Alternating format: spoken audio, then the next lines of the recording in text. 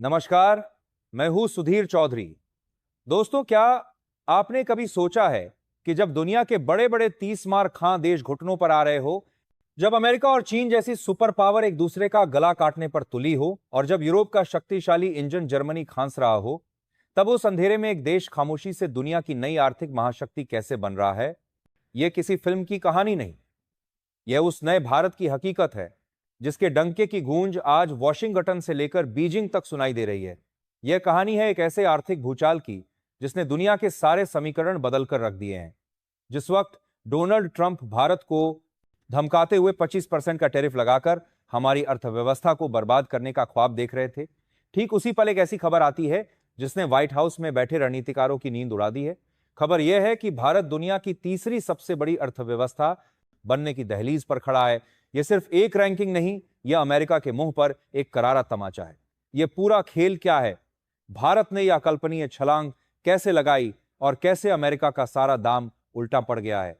इस वीडियो में परत दर परत समझते हैं, लेकिन आगे बढ़ने से पहले इस वीडियो को लाइक करके चैनल को सब्सक्राइब जरूर कर लीजिए। यह आपके लिए तो बस एक सेकंड का काम है, लेकिन इससे हमारी बहुत बड़ी मदद होती है। तो कहते हैं कि अगर दुश्मन को कमजोर करना है तो उसकी दुखती रग पर हाथ रखो।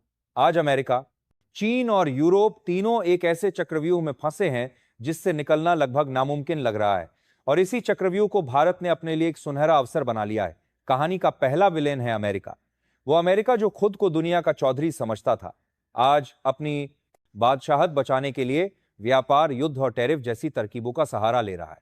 डोनाल्ड ट्रंप ने न सिर्फ चीन पर बल्कि भारत जैसे अपने सहयोगियों पर भी भारी भरकम टैरिफ लगा दिए। उनका मकसद था अमेरिकी कंपनियों को वापस देश में लाना और अमेरिका अमेरिका बे का भी फर्स्ट का नारा बुलंद करना, लेकिन उनका यह दांव उल्टा पड़ गया।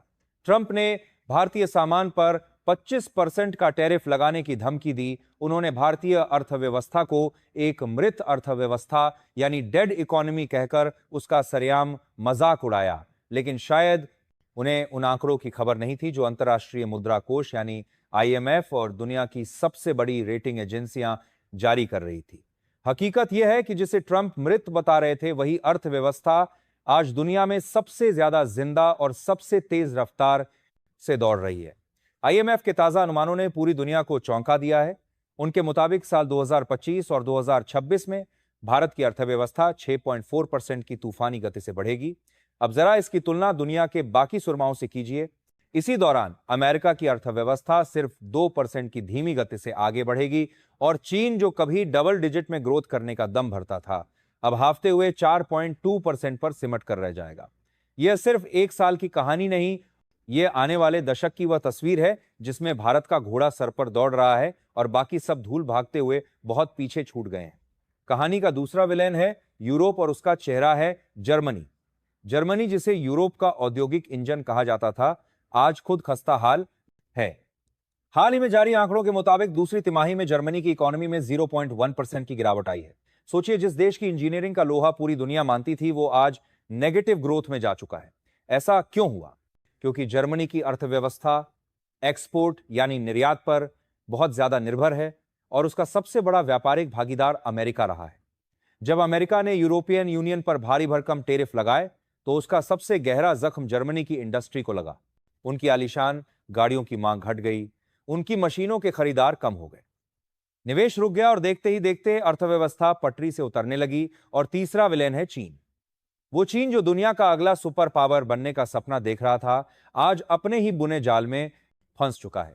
उसका महत्वाकांक्षी बेल्ट एंड रोड इनिशिएटिव कर्ज के बोझ तले दब चुका है। देश के अंदर रियल एस्टेट का बुलबुला फट गया है, बड़ी बड़ी कंपनियां दिवालिया हो रही हैं और करोड़ों युवा बेरोजगार घूम रहे हैं।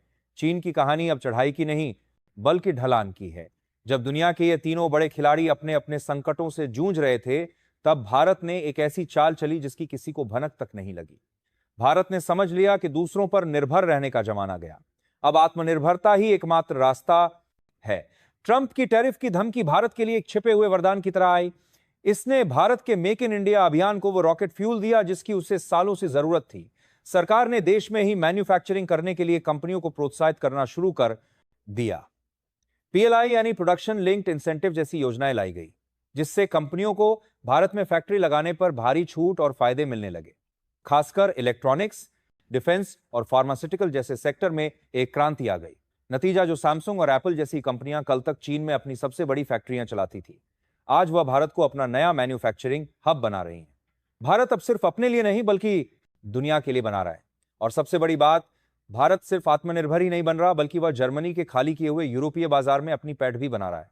इसके लिए भारत ने मिडिल कॉरिडोर और IMIC यानी India middle east Europe corridor जैसी रणनीतिक योजनाओं पर काम तेज कर दिया है। ये वो रास्ते हैं जो भारत के सामान को बिना किसी रुकावट के सीधे यूरोप के बाजारों तक पहुंचाएंगे। यानी एक तरफ अमेरिका ने जर्मनी के लिए दरवाजा बंद किया, तो दूसरी तरफ भारत ने यूरोप के लिए एक नई खिड़की खोल दी। ये एक ऐसी कूटनीतिक और आर्थिक बिसात है जहां भारत ने ट्रंप के हर हमले को अपनी ढाल बना लिया। भारत की सफलता का दूसरा राज है उसकी साहसी विदेश और आर्थिक नीति। जब अमेरिका ने रूस से तेल खरीदने पर भारत को प्रतिबंधों की धमकी दी, तो भारत डरा नहीं, झुका नहीं। भारत ने अपनी विदेश नीति को सर्वोपरि रखते हुए रूस से भारी डिस्काउंट पर कच्चा तेल खरीदा। इस एक चाल से भारत ने एक तीर से 3 निशाने साधे। पहला, देश में पेट्रोल और डीजल की कीमतें काबू में रखी, जिससे महंगाई पर लगाम लगी। दूसरा, अपने खजाने के अरबों डॉलर बचाए, जिसे देश के विकास में लगाया गया। और तीसरा, अमेरिका की दादागिरी को दरकिनार करते हुए दुनिया को अपनी रणनीतिक स्वायत्तता का स्पष्ट संदेश दिया। लेकिन खेल यहीं खत्म नहीं हुआ। भारत अब अमेरिकी डॉलर के वैश्विक वर्चस्व को अंदर से खोखला करने की एक बहुत बड़ी मुहिम में जुट गया है। रिजर्व बैंक ऑफ इंडिया के नेतृत्व में भारत अब डीडॉलराइजेशन की क्रांति का अगवा बन चुका है। भारत दुनिया के कई देशों के साथ अब डॉलर में नहीं बल्कि भारतीय रुपए में व्यापार कर रहा है। संयुक्त अरब अमीरात, रूस और कई अन्य देश इस पहल में शामिल हो चुके हैं। ये स्विफ्ट जैसे अमेरिकी फाइनेंशियल सिस्टम के बाहर एक नया नेटवर्क बनाने की दिशा में एक क्रांतिकारी कदम है। ये डॉलर की बादशाहत पर एक साइलेंट स्ट्राइक है। भारत की विजय की असली जड़, जिसे IMF और फोर्ब्स जैसी संस्थाएं भी मानती हैं, वो है भारत की युवा शक्ति। आज जब अमेरिका, यूरोप, जापान और चीन जैसे देश बूढ़ी होती आबादी की भयानक समस्या से जूझ रहे हैं, तब भारत दुनिया का सबसे जवान देश है। भारत की 65% से ज्यादा आबादी 35 साल से कम उम्र की है। यह करोड़ों युवाओं की वो अजय फौज है जो भारत के इकोनॉमिक इंजन को 3400 घंटे ऊर्जा दे रही है। यह हमारा डेमोग्राफिक डिविडेंड है, एक ऐसा ब्रह्मास्त्र जो किसी और देश के पास नहीं है। यह युवा सिर्फ काम ही नहीं कर रहे बल्कि अपनी जरूरतों से देश में एक विशाल डिमांड भी पैदा कर रहे हैं, जिससे अर्थव्यवस्था को अंदर से मजबूती मिल रही है। अब आते हैं उन आंकड़ों पर जो दुश्मनों के सीने पर सांप की तरह लौट रहे हैं। फोर्ब्स की ताजा रैंकिंग के अनुसार भारत $4.19 ट्रिलियन की अर्थव्यवस्था के साथ पहले ही दुनिया की चौथी सबसे बड़ी आर्थिक ताकत बन चुका है। हमने ब्रिटेन को पछाड़ा, जो कभी हम पर राज करता था। अब हमारे निशाने पर है जर्मनी, जो $4.74 ट्रिलियन के साथ तीसरे नंबर पर काबिज है। लेकिन जैसा हमने देखा, जर्मनी की कहानी अब ढलान पर है और भारत की कहानी चढ़ान पर। अर्थशास्त्रियों का मानना है कि अगले 2 सालों के भीतर भारत जर्मनी को पछाड़कर अमेरिका और चीन के बाद दुनिया की तीसरी सबसे बड़ी अर्थव्यवस्था बन जाएगा। यह सिर्फ एक रैंकिंग का बदलाव नहीं होगा, यह वैश्विक शक्ति संतुलन में एक ऐसा भूचाल होगा जिसकी कमान हिंदुस्तान के हाथ में होगी। भारत G3 देशों के उस एलर्ट क्लब में शामिल होगा जहां दुनिया के आर्थिक फैसले लिए जाते हैं। आज भारत की यह आर्थिक बढ़त सिर्फ आंकड़ों तक सीमित नहीं है,